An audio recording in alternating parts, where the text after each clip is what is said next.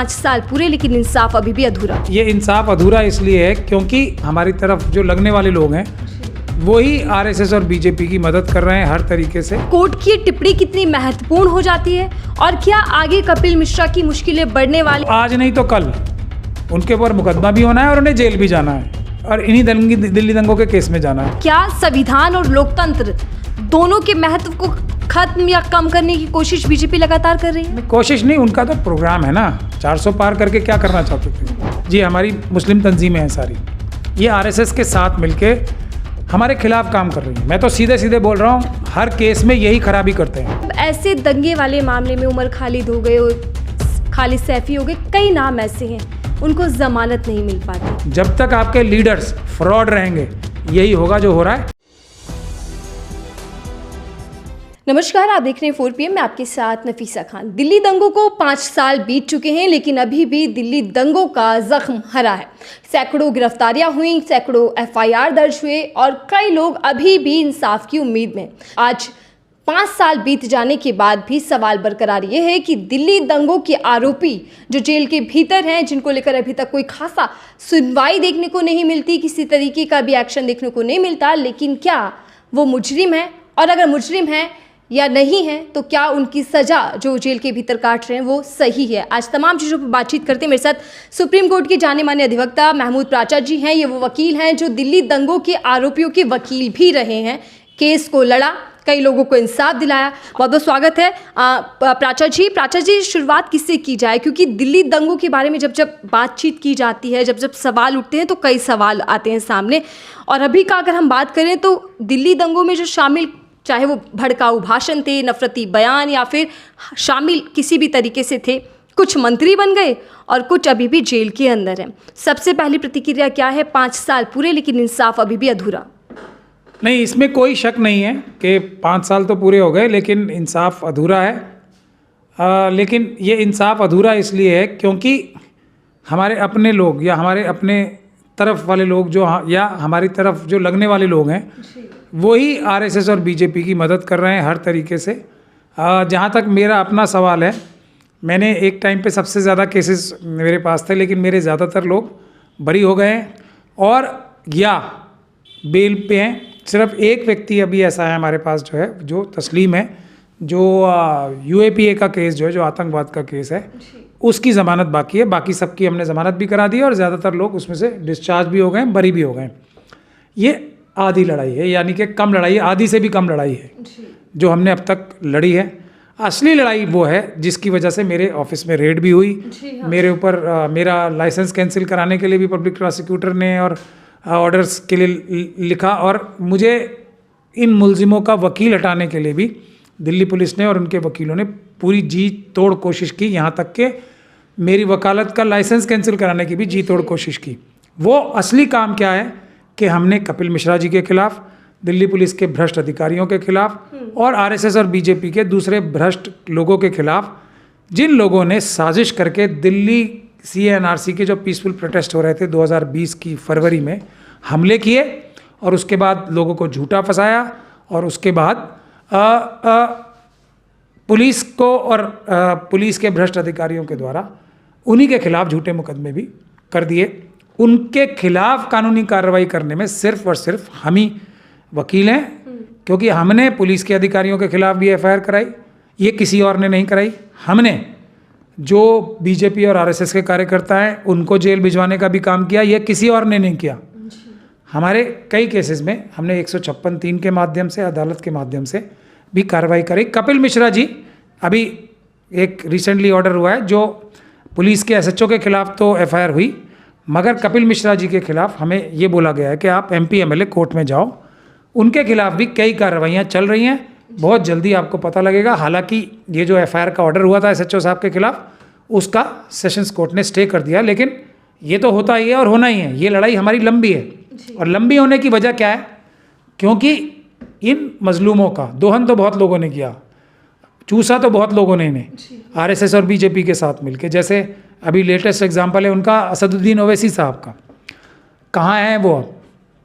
हम तो आज भी मुझे कड़कड़डूमा भी जाना पड़ता है। कड़कड़डूमा की अदालत में आज ऑनलाइन पेश होकर हमने जिरह की केस में बरी कराने के लिए लोगों के लिए, ओवैसी साहब कहाँ हैं अब?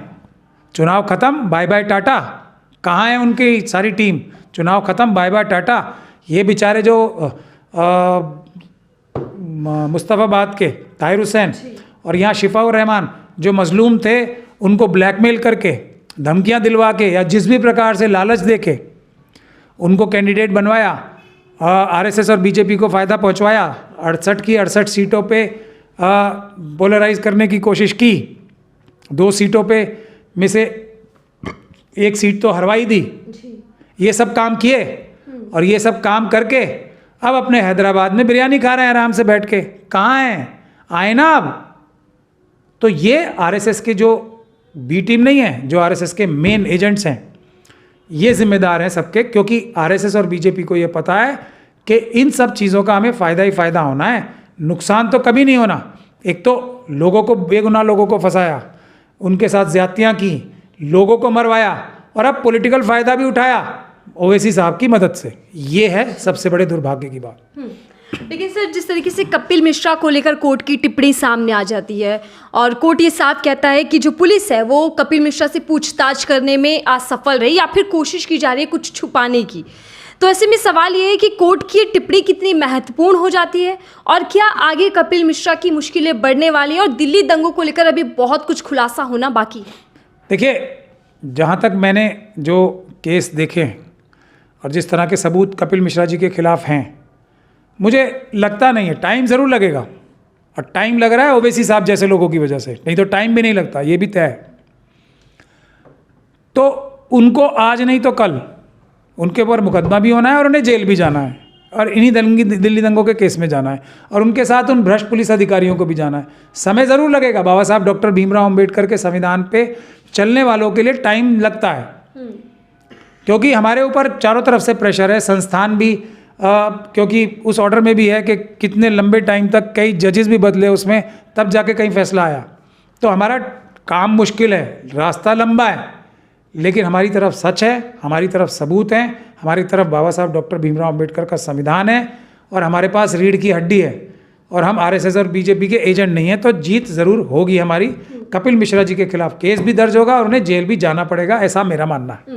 लेकिन सर, जो व्यक्ति कानून के सामने यानी कि पुलिस कर्मियों के सामने खड़े होकर भड़काऊ और उकसाऊ भाषण देते हैं, वो व्यक्ति आज कानून मंत्री बन चुके हैं, तो इसे क्या समझा जाए? हास्य का एक पात्र बन चुका है क्या ये तमाम चीज़ें? नहीं, इसमें कोई भी मतलब मुझे तो ना हैरानी हो रही है, ना मुझे कोई कुछ भी हैरानी नहीं हो रही। आरएसएस और बीजेपी के लोग संविधान के जितने बड़े विरोधी लोग होंगे उन्हीं को तो आगे करेंगे। जो कानून को सबसे ज़्यादा तोड़ने में सक्षम होंगे उन्हीं को तो कानून मंत्री बनाया जाएगा आरएसएस और बीजेपी के राज में। अब जैसे कुछ लोग बोल रहे हैं कि बाबा साहब की तस्वीर हटा दी सीएम के रूम से, तो मुझे तो इसमें बड़ी हैरानी हो ही नहीं रही है, कोई हैरानी नहीं हो रही है। आरएसएस और बीजेपी के लोगों के मन में तो बाबा साहब डॉक्टर भीमराव अम्बेडकर के प्रति घृणा है। सबसे ज़्यादा बड़ा दुश्मन अगर कोई किसी को मानता है आरएसएस और बीजेपी के लोग, तो बाबा साहब को मानते हैं। उन्होंने ही तो मनुस्मृति जला के, बाबा साहब डॉक्टर भीमराव अम्बेडकर ने ही तो मनुस्मृति जला के भारत का संविधान लाया था उसकी जगह पे, तो उनसे नफरत नहीं करेंगे। अमित शाह जी ने कितनी प्लानिंग करके बाबा साहब को कितने अपशब्द कहे पार्लियामेंट के अंदर, क्योंकि उन्हें पता है कि हम वहाँ हमें इम्यूनिटी है। उसके बाद अपने सारे वर्कर्स से कितनी उस बात को हाईलाइट कराया, बार बार सोशल मीडिया पे उसको वायरल करवाया अपने ही कार्यकर्ताओं से। क्यों? क्योंकि बाबा साहब के लिए वो अपशब्द आरएसएस और बीजेपी की स्ट्रैटेजी थी, अमित शाह जी की स्ट्रैटेजी थी। उनको बाबा साहब को बुरा भला कह के जो बहुजन समाज के लोग हैं उनका टेम्परेचर चेक करना होता है। अगर रिएक्शन ना हो तो उससे बड़ा हमला होगा, रिएक्शन ना हो तो उससे बड़ा हमला होगा। तो ये फ़ोटो तो मुझे कोई तकलीफ़ नहीं है उससे, क्योंकि बाबा साहब की फ़ोटो कहीं होती है और मनुवादियों के पास होती है, तो हमें दुख भी होता है कि मनुवादी उस फ़ोटो की बेइज्जती कर रहे हैं, तो हमें कोई फ़र्क नहीं पड़ता। आपके जो आराध्य हैं लगाओ उनकी फ़ोटो, जिन्हें हम पसंद करते हैं हमारे पीछे है उनकी फ़ोटो, जिनको आप बड़ा समझते हो आप लगाओ।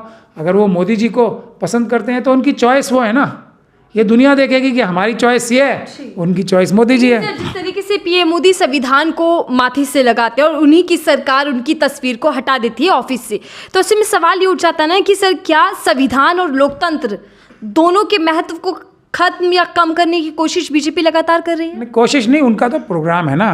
400 पार करके क्या करना चाहते थे वो? यही तो करना चाहते थे, संविधान खत्म, बाबा साहब का नाम खत्म करना चाहते थे वो। तो उनका तो अपना एजेंडा है, उस पर वो पूरी मुस्तैदी से काम कर रहे हैं। सवाल ये है कि हम लोग क्या कर रहे हैं, जो अम्बेडकरवादी हैं, जो उनका क्या है, या जो लोग अभी बाबा साहब का नाम लेना शुरू हुए हैं, जो पॉलिटिकल पार्टी के लोग, उनको भी ये समझना चाहिए अगर उनकी एग्जिस्टेंस है तो बाबा साहब के रास्तों पे चल के ही है, बाबा साहब के संविधान पे चल के है। और संविधान कोई किताब बचाने का नाम नहीं है, किताब दिखाने का नाम भी नहीं है, संविधान को अमल करने का नाम है। आज भी मैं आपको बता रहा हूँ, आज फिर जो हाथरस का केस है उसमें फिर सरकार ने साफ मना कर दिया उस बच्ची के परिवार को घर और मकान देने से, नोएडा और गाज़ियाबाद में। तो लेकिन उसके लिए तो किसी का दिल नहीं पसीज रहा, ना कोई पॉलिटिकल पार्टी जा रही है वहाँ पे अब, ना बड़े बड़े नेता हमारे खुद के जो बहुजन के नेता अपने आप को कहते हैं, जो वहाँ गए थे प्रोटेस्ट करने, वो भी गायब है हम सब। तो ये दिल से अम्बेडकरवादी होना और दिखाने के लिए अम्बेडकरवादी होना में फ़र्क है। उसमें हमारे अपने लोग भी शामिल हैं और दूसरी पॉलिटिकल पार्टी वाले लोग भी शामिल हैं। इसमें मैं किसी को भी दो नज़र से नहीं देखता हूँ, वरना आज सबको हाथरस की बच्ची के उस परिवार के साथ खड़ा होना चाहिए। जो नहीं है वो मन से अम्बेडकरवादी नहीं है। मामले एक के बाद एक सामने आते हैं सर, लेकिन दिल्ली दंगों की अगर हम बात करें तो वहाँ कई बार ऐसा हुआ है जब कोर्ट ने पुलिस की आलोचना की है, सख्त टिप्पणियाँ सामने आती हैं।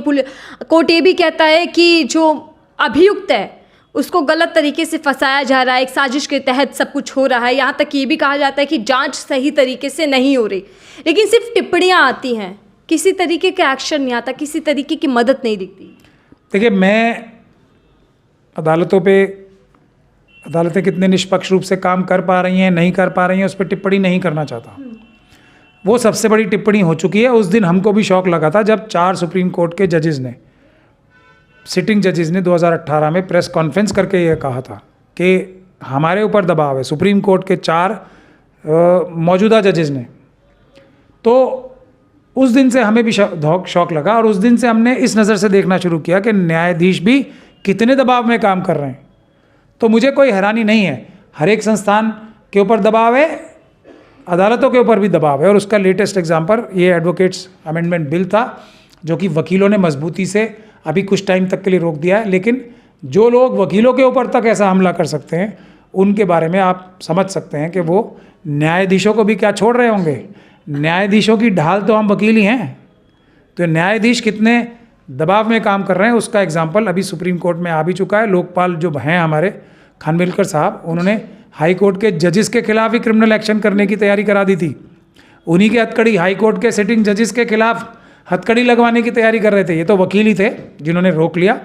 लेकिन जब वकीलों पे भी हमला हो रहा है तो आप समझ सकते हैं न्यायालयों पे कितना बड़ा दबाव होगा। लेकिन सर देखिए, दिल्ली दंगों को 5 साल बीत चुके हैं, लेकिन आज भी कई परिवार इंसाफ के लिए इंतज़ार कर रहे हैं। क्या उम्मीद की जाए कि कब तक इंसाफ मिलेगा, कब ऐसे परिवारों की गुहार सुप्रीम कोर्ट सुनेगा, क्या उम्मीद की जाए? कोर्ट से अलावा जो हमारे अंदर के दुश्मन है ना, जैसे ये हमारी मुस्लिम तंजीमें हैं सारी, ये आरएसएस के साथ मिलके हमारे खिलाफ काम कर रही हैं। मैं तो सीधे सीधे बोल रहा हूँ, हर केस में यही खराबी करते हैं और फिर अखबारों में छपवा लेते हैं अपने नाम झूठे कि हमने ये कर दिया वो कर दिया। मगर ये हर केस हमारा ख़राब करने के लिए पूरी जी तोड़ की कोशिश करते हैं, लोगों को डराते हैं, धमकाते हैं, पुलिस के और आरएसएस और बीजेपी के खिलाफ केस करने से रोकते हैं लोगों को। वो है असली कार्रवाई। वरना क्या फ़र्क पड़ रहा है, गुजरात के बाद मुजफ्फरनगर के बाद अलग अलग जगहों पे आरएसएस और बीजेपी के लोग अपने भ्रष्ट अधिकारियों के साथ मिलके हमले करते रहेंगे। हम वापस उनके खिलाफ न्यायोचित कार्रवाई नहीं करेंगे जो हमारी तंजीमें रोकती हैं लोगों को, और उसके बाद उनको क्या फ़र्क पड़ रहा है, एक के बाद एक, उनका तो कुछ बिगड़ना नहीं है। वो तो सिर्फ हम ज़्यादा से ज़्यादा क्या करेंगे, जमीयतें क्या करती हैं, ज़्यादा से ज़्यादा क्या करती हैं हमारी तंजीमें, उनको छुड़ा लेती हैं। कोई एक को छुड़ाने से क्या सब छुट जाएंगे, वो दूसरों के पास जाके प्रताड़ना करते हैं, फिर तीसरों के पास। और हमारे जो ये तंजीमों के लोग हैं, करोड़ों रुपए भी लोगों से चंदा वसूलते हैं, आरएसएस और बीजेपी से भी पैसे लेते ही होंगे, क्या पता फ्री में ही कर रहे हैं उनका काम। हम देखते हैं कि मामला कोई भी हो, बड़े लोग जो होते हैं जिनको नेता कहते हैं, उनको ज़मानत मिल जाती है, चाहे भ्रष्टाचार का मामला हो या फिर कोई क्रिमिनल मामला हो। लेकिन जब ऐसे दंगे वाले मामले में उमर खालिद हो गए, खालिद सैफी हो गए, कई नाम ऐसे हैं, उनको जमानत नहीं मिल पाती? देखिए, एक व्यक्ति को छोड़ के हमने तो सब लोगों की अपनी बेल करा दी। अभी चंद्रचूड़ साहब कपिल सिब्बल साहब का नाम लेके कह रहे थे कि वो बाहर आके कुछ बोलते हैं, कोर्ट में कुछ बोलते हैं। तो ये तो, और वो किसके वकील हैं? वो हैं इन्हीं जो तंजीमें हैं उनके वकील। वो ये भी बोल चुके हैं कि हम सारे केस तो जीतने के लिए नहीं, कुछ केस हम हारने के लिए भी लड़ते हैं। ये कपिल सिब्बल साहब बोलते हैं। उसके अलावा चंद्रचूड़ साहब ने ये कहा कि 10 बार डेट इन्होंने ली और फिर कह रहे हैं कि फैसला नहीं करते। कपिल सिब्बल साहब के बारे में ही बोल रहे थे। वो कितना सच बोल रहे हैं, कितना झूठ बोल रहे हैं, ये तो कपिल सिब्बल साहब को बोल के बताना चाहिए उन्हें। तो क्या आप ऐसे मामलों को पुरजोर तरीके से उठाएंगे सर वापस? नहीं, जो हमारे पास आएगा, मैंने तो अपनी चिट दिखा दी ना, क्लीन चिट है मेरी। तो मैंने वापस भी मुकदमे कराए, मेरे अलावा किसी ने मुकदमा नहीं कराया पुलिस के खिलाफ और ये आरएसएस और बीजेपी के लोगों। क्या आप ये मानते हैं तो सर कि इसमें गलती हमें अपने गिरेबान में झांकना पड़ेगा। हमारी तरफ से गड़बड़ी है, आरएसएस और बीजेपी को जो करना है वो तो वो करेंगे ही। हमारा रिस्पांस क्या ढुलमुल है, क्या हमारे लोग मिले हुए हैं उनसे, इस पे ध्यान देना पड़ेगा। क्या आप ये मानते हैं सर कि दिल्ली दंगा जो है वो एक तरीके का प्रयोग था? नहीं, प्रयोग नहीं, प्रयोग तो गुजरात, उससे पहले कब से प्रयोग चल रहे हैं। वो तो रेपिटेशन थी ना।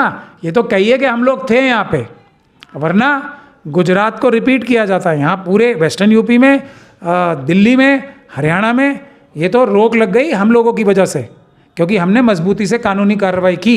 और उसके खिलाफ मेरे प्रति क्या रोष है आरएसएस और बीजेपी को, जो मेरे ऊपर हर तरह से हमला करते हैं। ओवैसी साहब के ऊपर तो कोई हमला नहीं होता ना। मेरे ऑफिस में रेड भी होती है, ये भी होती है, और फिर उनके ऊपर एक गोली चलती है, नहीं चलती, बुलेट प्रूफ कार पे या नहीं बुलेट प्रूफ कार पे, और उसके बाद उन्हें Z+ दे दी जाती है।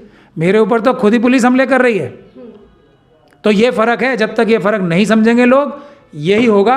जब तक आपके लीडर्स फ्रॉड रहेंगे, यही होगा जो हो रहा है। वरना मुश्किल इतनी बड़ी है नहीं जितनी नज़र आती है। चलिए ठीक है, धन्यवाद सर हमें समय देने के लिए और बारीकी से समझाने के लिए, क्योंकि 5 साल दिल्ली दंगों को बीत चुके हैं, लेकिन अभी भी कई परिवार इंसाफ की इंतज़ार में हैं और इंतज़ार कर रहे हैं कि उनके परिवार के सदस्य जल्द जेल के बाहर आएँ। बहरहाल इस पूरी रिपोर्ट को लेकर, इंटरव्यू को लेकर आपकी राय क्या साझा कीजिएगा। देखते रहिए 4PM, मैं थी आपके साथ नफीसा खान।